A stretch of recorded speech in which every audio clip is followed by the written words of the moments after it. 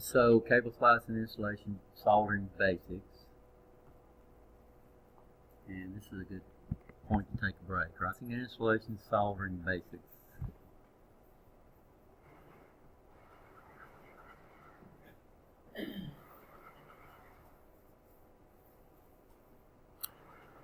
So what are the three metals most often used in soldering with electricity electronics?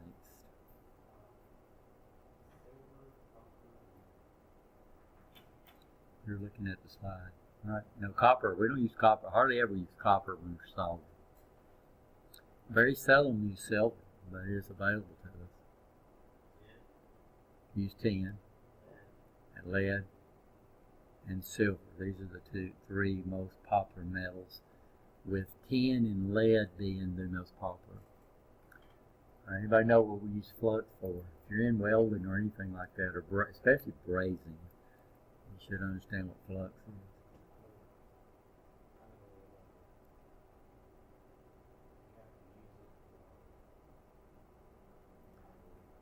Well, the problem is most bonding and stuff like that, and metals using welding, is that metals build up oxidation. Oxidation isolates us from bonding metals together.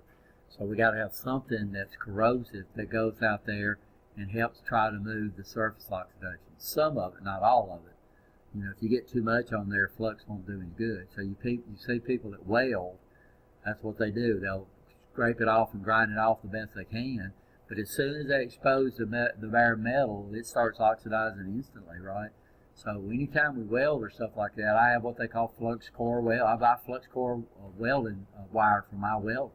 So the flux is actually in there. And as soon as it strikes the arc, that flux comes out and helps try to do what? Try to move that oxidation off the surface so we'll get a real good bonding.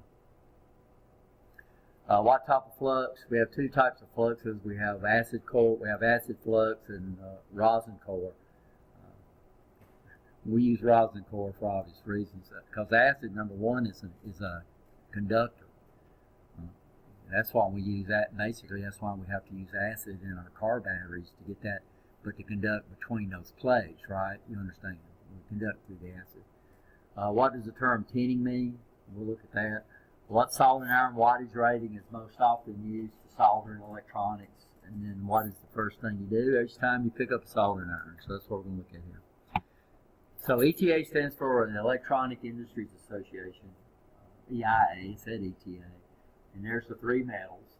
The ratios most often used is, on this side it's lead, this is tin. So 60-40 means we would be using 60% lead. I think we'll look at that. Let's go back and look. I get confused on that. 60-40. So 60-40, we're moving toward the tin. So that means we use 60% tin and 40% lead. And we'll look at 63-37. And this sometimes is referred to as silver solder. They call it silver solder not because it's silver, because it has a silver content. And of course, this solder would cost a lot more, but it would have less resistance. The purpose of the flux is to remove what? Surface oxidation. The flux that we use is what we call pine rosin. And we'll look at how it's delivered. I forgot to bring some in here. And then tinning is coating something with solder. We use between a 25 and a 35 watt iron to do most of our soldering on electronics. Now, when we get into cables, we're going to use some big stuff, right? And then what we need to do every time, even with any soldering iron or soldering gun, each time we need it, we need to clean the tip off and then re-tin it every time. And what's tinning? Coating with solder, right? Everybody, okay. So soldering, the purpose of soldering is to produce physically strong joints between two conductors that have a low what? Resistance. Now, tin and lead are both semiconductors.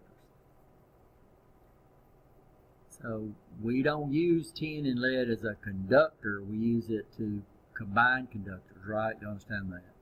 And so we don't use them much, and we'll show you what's going on. Soldering is the process of bonding together two or more metals with a third metal called what? Solder. Eutectic, we have what we call eutectic solder. Anytime we start making alloys, we end up with a state what we call eutectic. The metal ratio of an alloy that produces the lowest melting point, and it has no plastic state. So we do have the ability to create, most of the time, metals, when you melt them, they go through different stages, right? There'll be a solid, and then they'll turn into a plastic state, which is basically like clay. And that's what they do with steel when they make I-beams and make different shapes, is they don't melt it, they put it in a plastic state. And when it's in the plastic state, what can they do? They can form it, right? Does that make sense? But eutectic, if I set those alloys right, we end up with a eutectic state. Means those alloys, if we mix them in the right ratio, go at a temperature, they turn into a liquid, and if it drops below that temperature, they turn into a solid, and they have no plastic state. Solder most commonly is used in electronics, 60-40 rosin core. The number indicates 60% tin and 40% lead. Solder used in electronics is hollow with a pine rosin center, so we call this a core. So that means most of your solder has that flux built into it, so it acts kind of like a pipe. And as soon as you heat it up with your iron, it melts that rosin instantly, and it comes spilling out before the solder melts. And so it'll coat the surface before the solder comes out there. The preferred solder is 6337. For some reason, it's more expensive to make, so the most widely used solder is 6040. So that means it has a very, very small plastic state.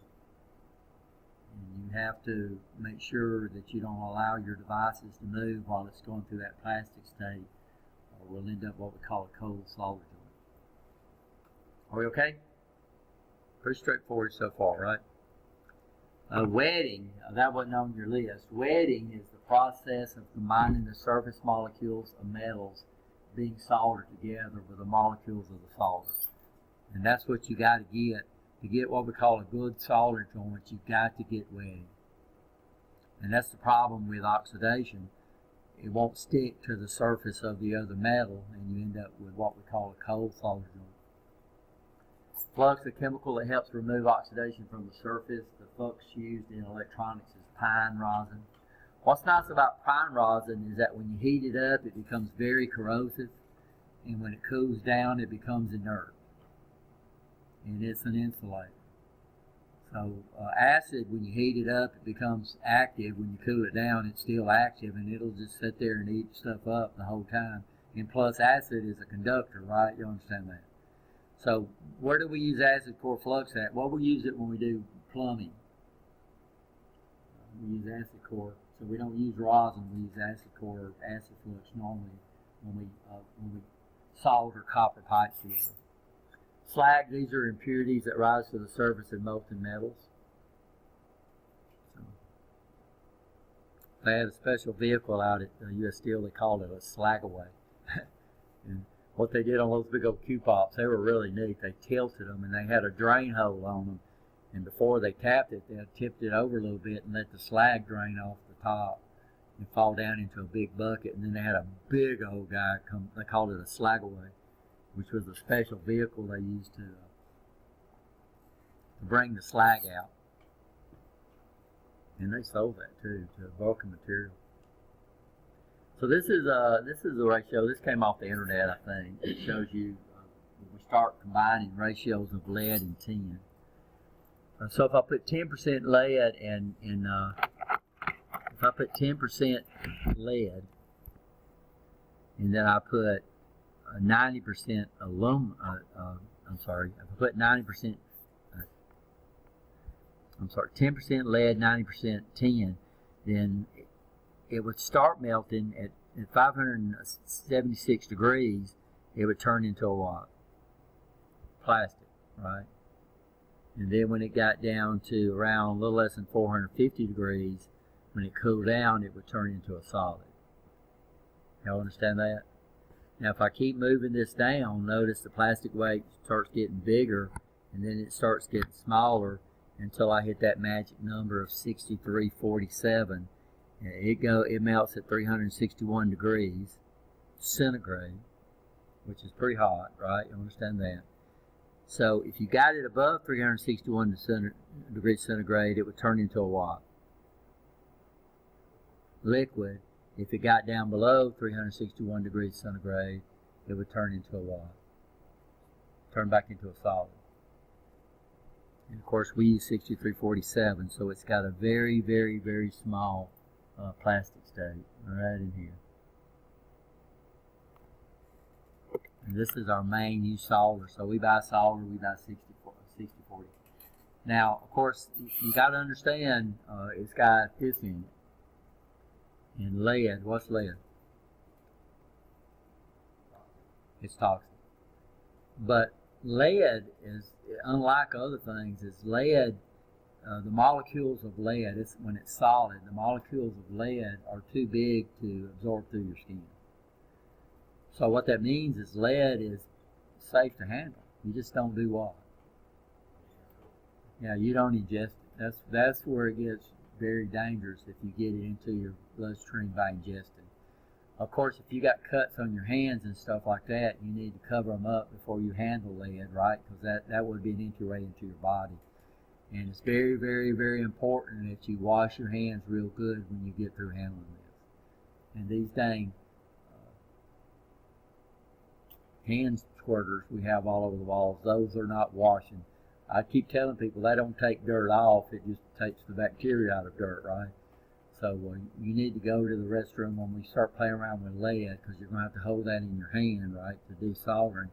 And when you get through, you need to make sure every day after we do that, you do what? Don't eat around soldering. When you're soldering, don't eat around there. Don't pick up your drink bottle like that, when you're drinking water. And then you'll be perfectly safe while around lead. Don't stick it in your mouth. So that's probably what's with me today. Before we figured this out, I needed 3 hands to solder. And I'd put my lead in my mouth. I was an expert at that. And I could line it up and solder with that. But I don't do it anymore. That's probably what's wrong with me today.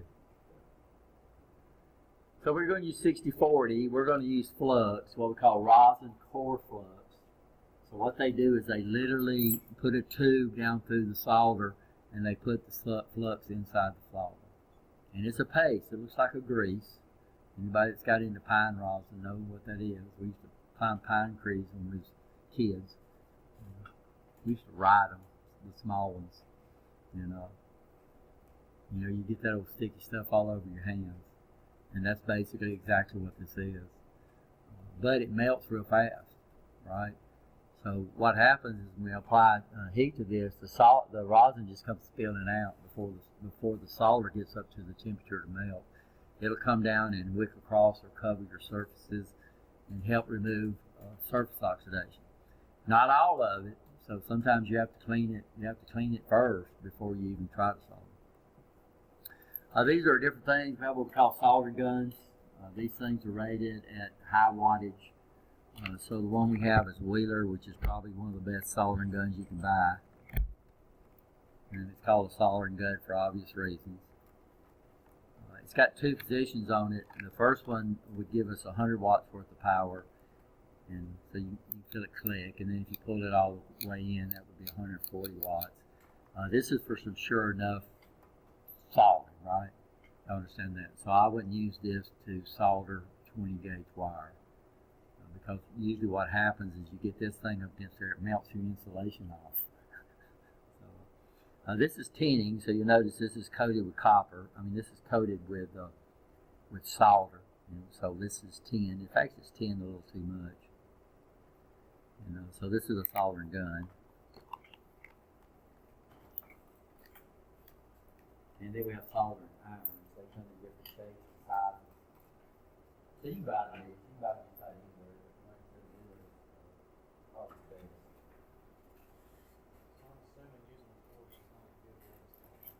Well, it depends. We use torches every once in a while. When we get into extremely large conductors and we're trying to solder them, then we might even use a torch. But it's a technique to using the torch. It's a technique to what we call brazing. So usually when we use the term brazing, we're talking about, probably using actually a torch. And if you've ever brazed before, there's a technique to brazing that people don't understand. Number one, the torch does not melt the braze. The torch heats the metals up to a temperature that melts the braze. So that's the technique of soldering, is that the soldering iron does not melt the solder. The soldering iron heats the metals up that you're soldering together, and then you want those metals to do what? Melt the solder. So the solder is a source of heating up the metals is what it is. And that's true here. So if you get that technique down, you'll do real good at soldering. We see people dab solder on their iron and then put that down on the wire.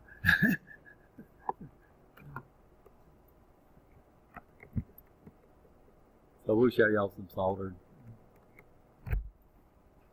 So we have different sizes. We had a big one like this. This was a used soldering iron we had in the Navy that we used to solder brushes on a slip ring box for our airplanes, which is pretty neat.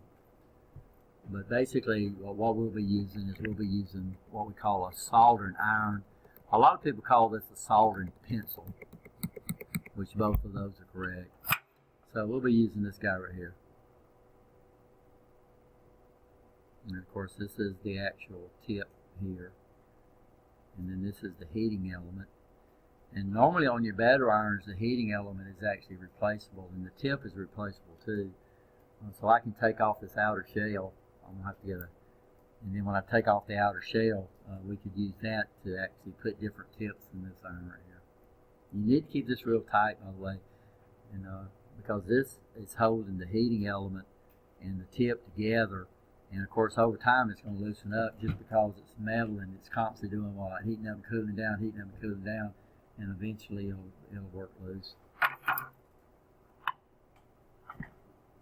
Of course, this is a soldering iron stand.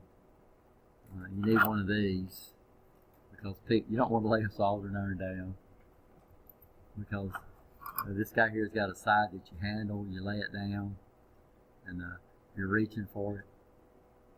And you grab the wad on the end, yeah.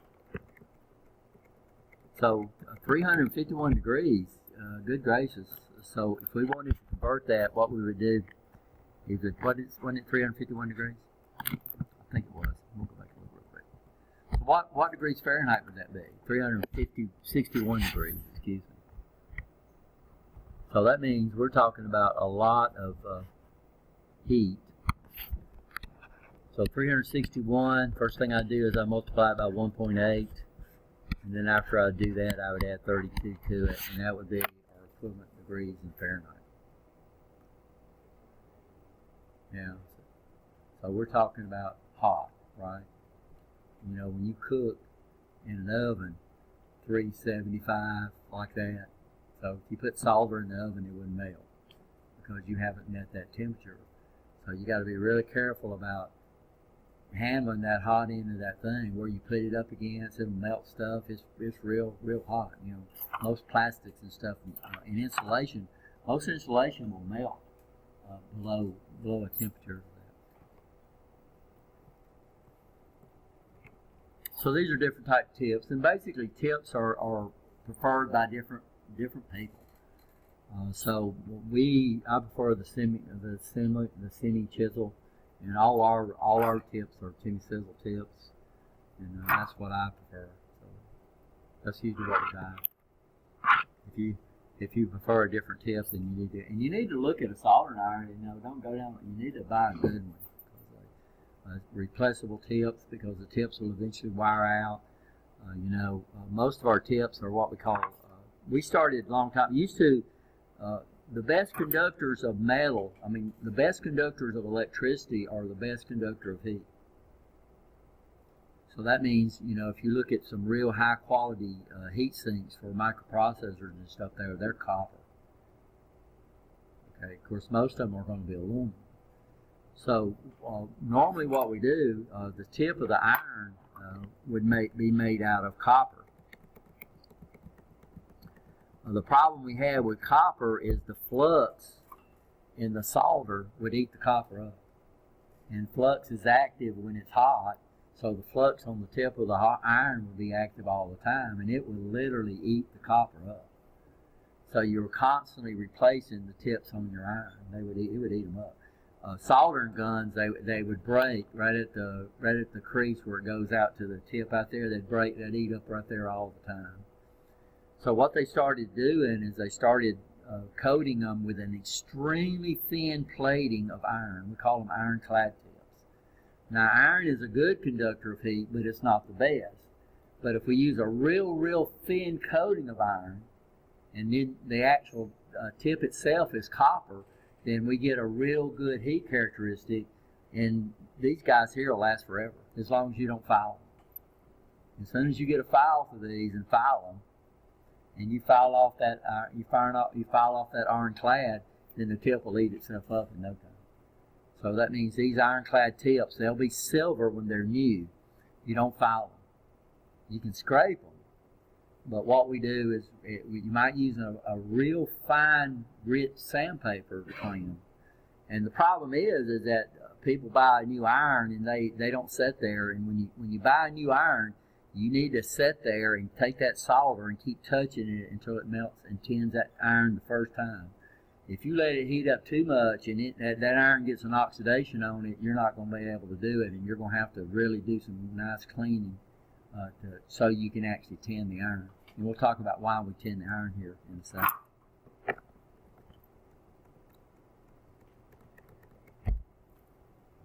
So tips are basically a preference.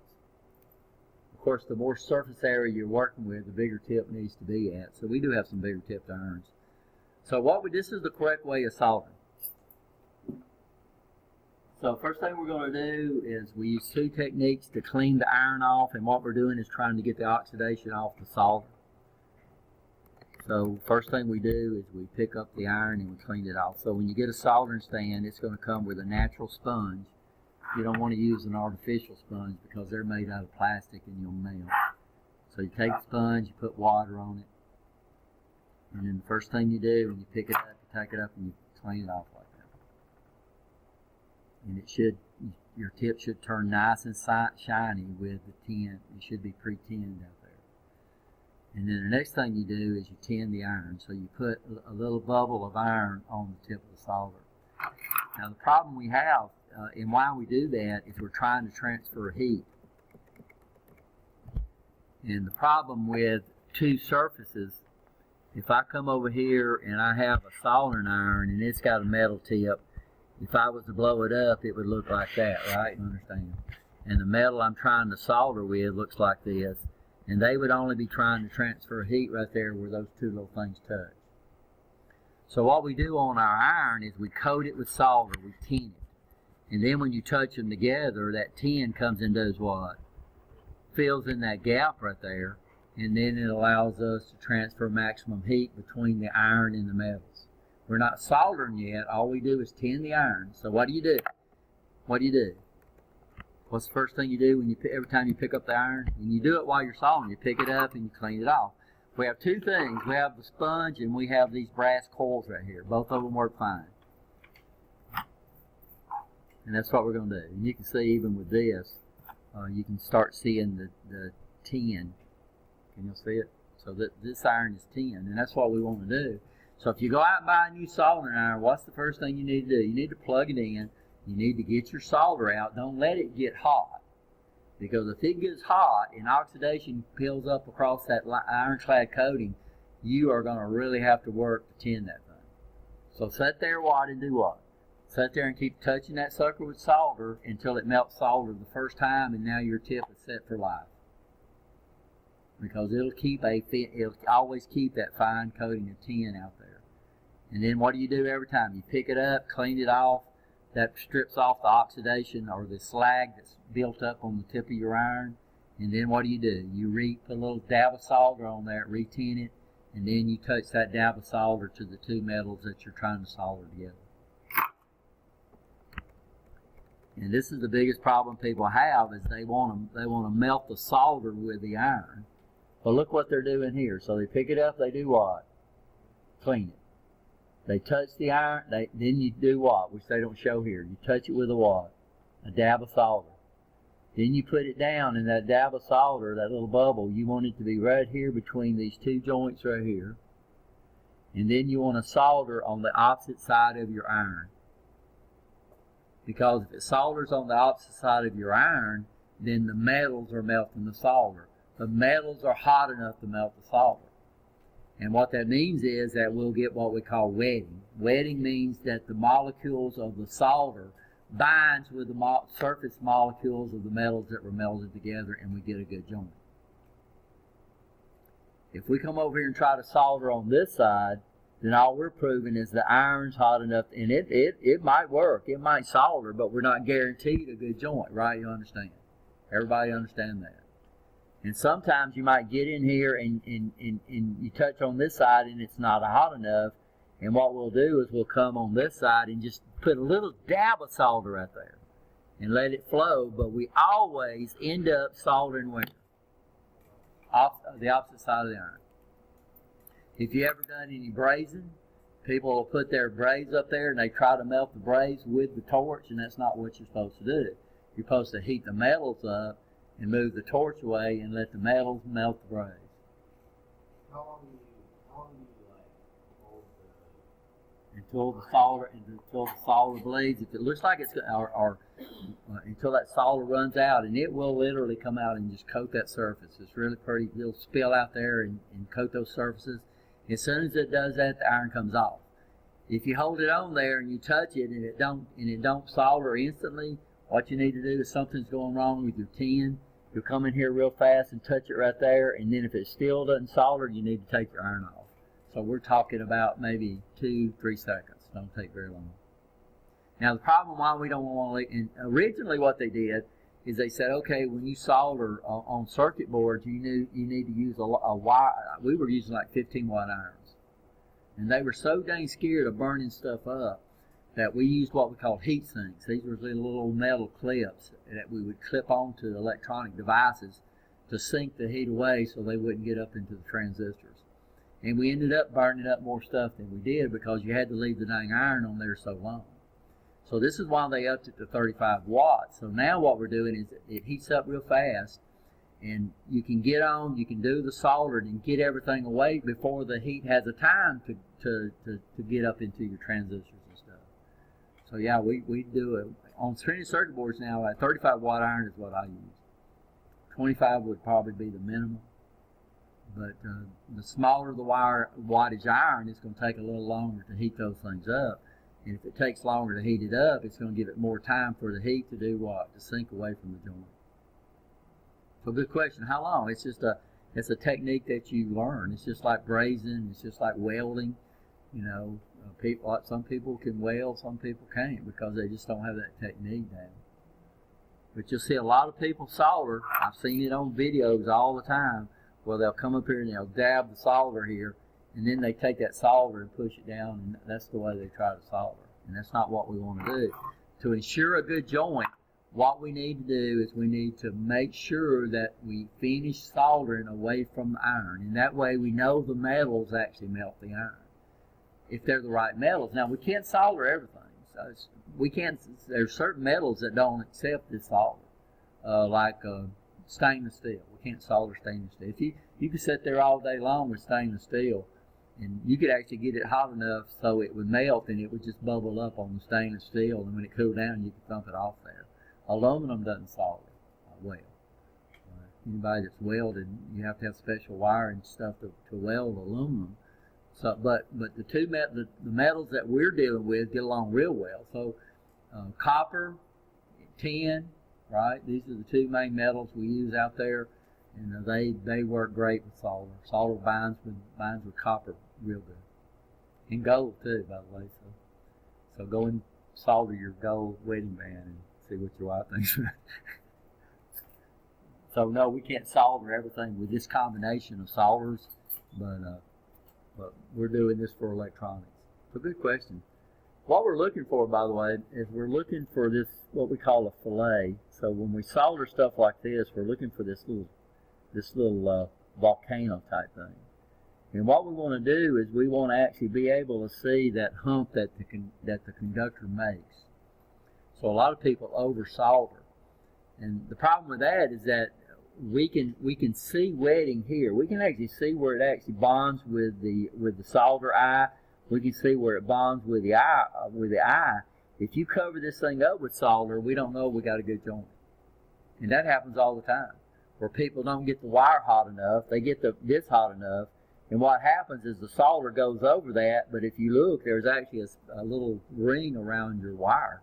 And over time, you can just pull that wire out of that, after it heats up some. And so what happened is they got the solder eye hot enough, but they didn't get the wire hot enough to melt the solder. So when you do that final solder, you need to make sure it touches both metals. You want to put it at the point of both metals. Yeah, and that's what we're saying. But not only the same temperature, but it's got to be hot enough. It's got to get up above 600 and something degrees. Both metals have to get up hot enough to melt the solder.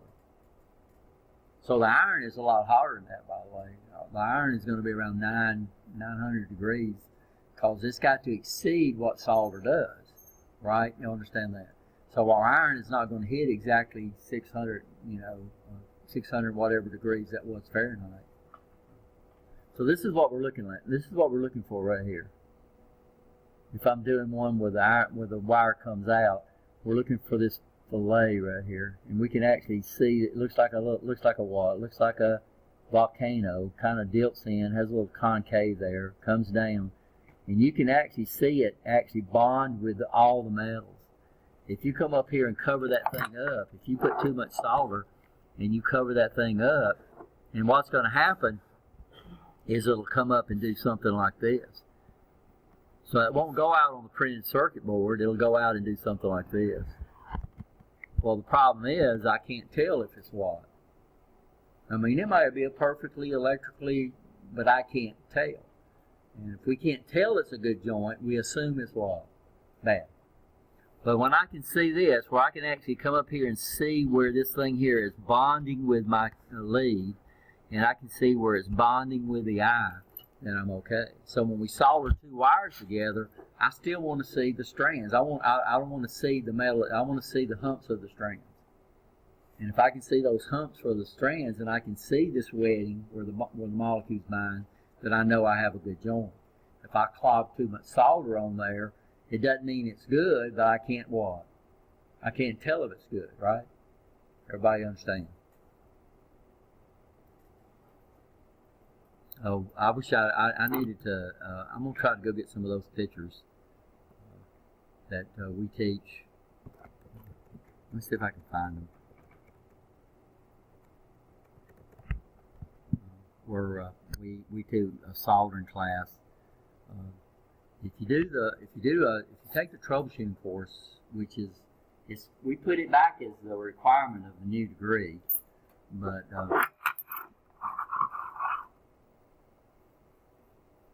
the requirement of the new degree is come back in there. Right now, I think troubleshooting is an option for you. That's where we'll teach electronic soldering. Here, of course, all we're going to do is teach soldering of conductors. And we'll show y'all, give y'all on that. But let me see if I can find that class.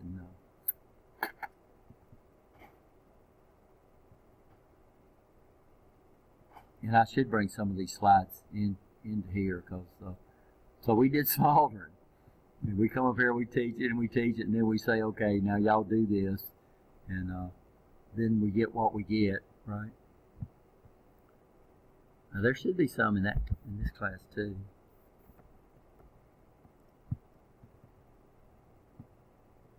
Yeah.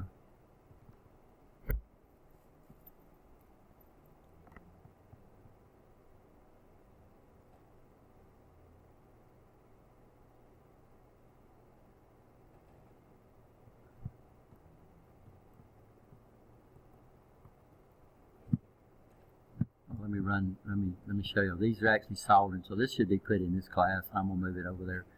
So this is a pretty. So these are different terminals. We'll look at soldering, and so we'll look at some techniques. So when they did the soldering, see, so there's certain things we're going to learn about nuts being flush, and of course, Mr. Perry brought in a little PLC that at our last meeting. He was real proud of it. But when I started looking at the connections that they made to the terminals, they were leaving a big old section of uninsulated wire away from the terminal itself. You know, I told Donnell, I said, this is neat, but I would fail you on the wiring. He said, well, I didn't wire it. That's the way they gave it to me. But let's look at some soldering joints.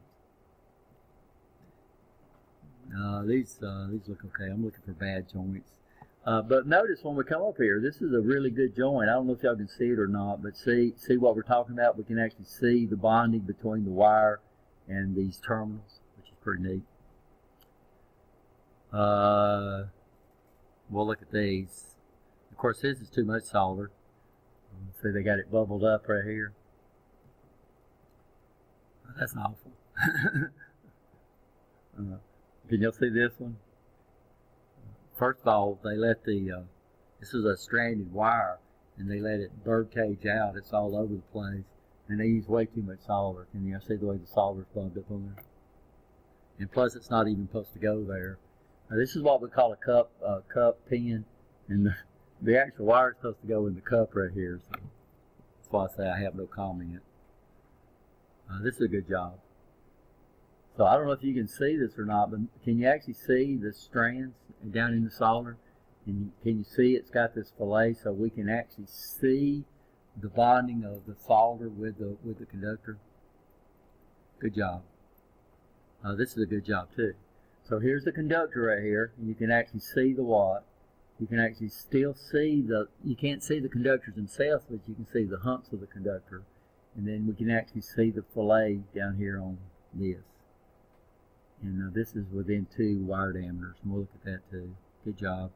These are some printed circuit boards. And this is what happens, James, you was talking about people keeping an iron on a circuit board too long. And what happens is we call them traces. These are called solder eyes, by the way, for obvious reasons. So this is what we solder to. And these are just got adhesive. That's all that holds them on there. And so what happens on a printed circuit board, if you heat them up too much, and the traces are going to come up. So, you know, if it looks like it's going to be on there a long time, then what do you need to do? You need to figure out what's going wrong and take that iron off there. Here they got it so hot the actual solder iron is peeled up. Here, can you see what they've done here? You can't see the leads. All you see is the wall. You see a blob of solder. Now, is that a good joint or is that a bad joint? We assume it's bad. We don't know. It might be a great connection, but we don't know. So anytime you see that big old bubble right here, these are basically what we're looking for right here. Can y'all see them? Too much solder, leads clip too long, so in excessive heat, so they burn this board up. Huh? No, this was a class. We don't fire people in class. If they were working for me, though.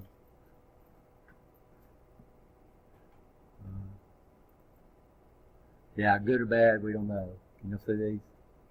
And that's what we're saying. Are they good or are they bad? We don't know because they use what? Too much solder.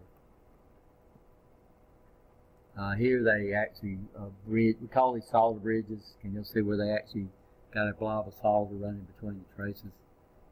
Got to be careful with that in electronics. That will flat burn stuff up. Here what we do is when we do these, we'll let y'all play around with these, is you got to let the solder flow through the eye. So we solder on the other side, but these guys here has eyes on both sides. So you need to let it flow through the what? Through the eye to solder both sides. Now, these are good jobs. Can you see these? So people think you got to put a ton of solder on there, but you don't. And what you're looking for is so this is this is good, but this right here is really good. Can you see the little volcano there? And you can literally see it wad. You can really see it bond with the metal. And if you can see that, then you know you got a wad. You know you got a good connection. How do you ensure that it goes through to the other side? Well, what you do is that first of all, is practice. But what you'll do is you'll heat it up and you'll put it on there, and what you'll see is you'll see a little bubble pop up, and it'll come up on the top. And that's a good sign that it went through.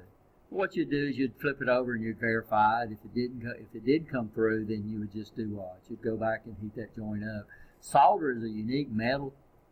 It basically maintains its integrity no matter how many times you heat it up. So what's nice about solder is that if we see we got a bad joint, then what can we do? Well, we can go in and we can desolder it, and we'll show y'all some of we have what we call solder vacs, which are pretty neat. I'll show y'all some of those where you can literally suck the bat. If you think you got too much solder, you can do what? Pull them off. We have your iron acts as a wick, so sometimes you can clean your iron off really good and get off that little bead of solder, and you can touch it on there and it'll wick onto your iron. You can take some away that way. You can buy what we call solder wick, which is a braided wire, and it acts just like a candle wick. And what you would do is you'd put the braid and then you put the soldering iron on top of it, and you'd pull that excess solder off there. If you get too much solder, so that's a technique too. You don't want too much solder, but you want enough, right? You understand? So over here, if I saw this thing dip down into the solder hole, that means I don't have enough solder on it, right? So we're looking for it to come in and actually see the fillet. So yeah, what you do is you'd flip the card over, and you'd examine those and see if it looked good. If you saw one where you could actually see the hole, then you would do what? You just flip it back over and solder it from the. You want to solder it from the solder side. Would you just heat it up again and then it would go through, or would you have to? Well, you could, but the problem is if it looks like this on the top, and then you heat it up enough, then it's going to pull that solder down, and then you'll end up with a little cup. Does that make sense? Coming out the other side? No, on the top side. Okay. So what would happen is we pretty much want this to be flush right here, right? So what happens is we'll see this sometimes if I can draw on this. I'm sure I can. We'll see this come over here and it'll dip down into the hole like that, and then it comes back up. Well, see, that's not good either. So that means you didn't use enough solder. And the problem is what you said. If I just heat this back up, then it might pull this out when it wicks over to the other side. Then you probably have to do a little solder. But like you said, try what you said first, and it cools down real fast, right? It cools down real fast. So that means you can touch it and then get the iron off there. Don't leave the iron on there very long. We're talking seconds, right? You understand? And then check it out. If it's got too much solder on, you can get it out of there. If it's don't have enough, you can do what? You can always add more. Yeah, solder's really neat. These are good jobs. I don't know if you can see. Soldered on the other side of the board, but it wicked through to the other side on all these components. Everything looks really good. This person right here did a really good job. Really good job.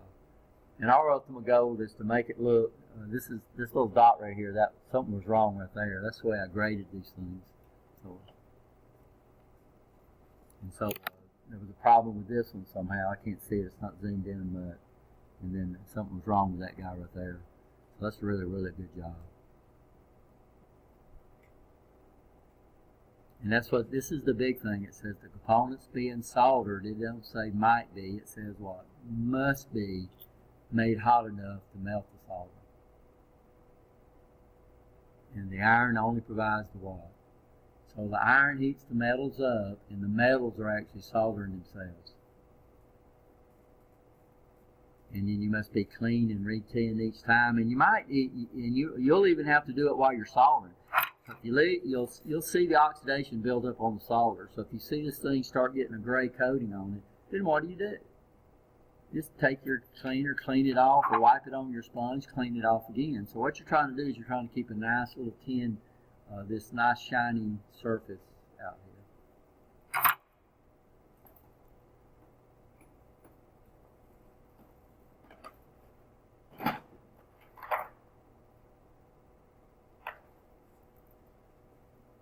So